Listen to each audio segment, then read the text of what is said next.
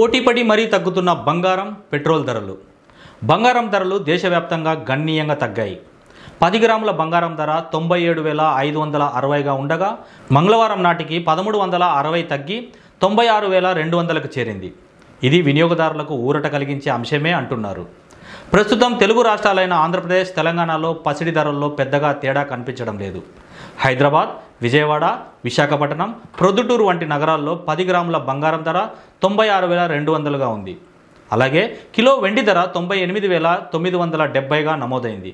ఇవి మార్కెట్ ప్రారంభ సమయంలో నమోదైన ధరలు అంటున్నారు.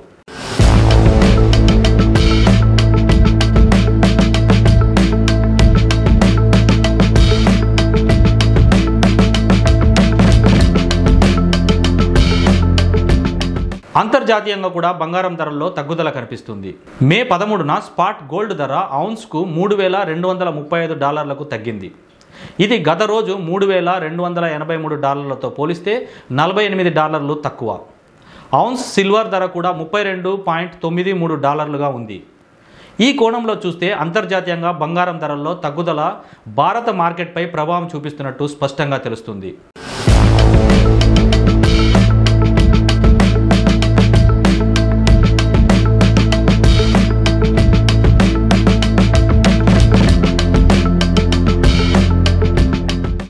ఇక ఇంధన ధరల విషయానికి వస్తే తెలుగు రాష్ట్రాల్లో పెట్రోల్, డీజిల్ ధరలు స్థిరంగా ఉన్నాయి.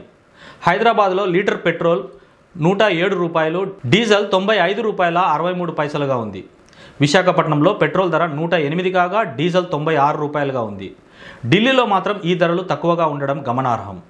పెట్రోలు ₹94.76, డీజిల్ ₹87.66గా ఉంది. రాష్ట్రాల వారీగా పన్నుల భారం కారణంగా ఇంధన ధరల్లో ఈ తేడాలు కనిపిస్తున్నాయి.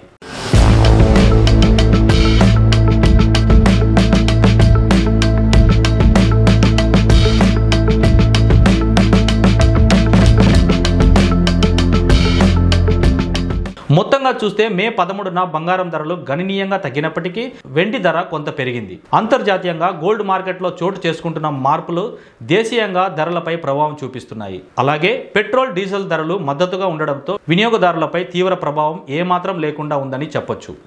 అయితే బంగారం కొనాలనుకునేవారు ధరల మార్పును గమనిస్తూ సరైన సమయాన్ని ఎంచుకోవడం మంచిది.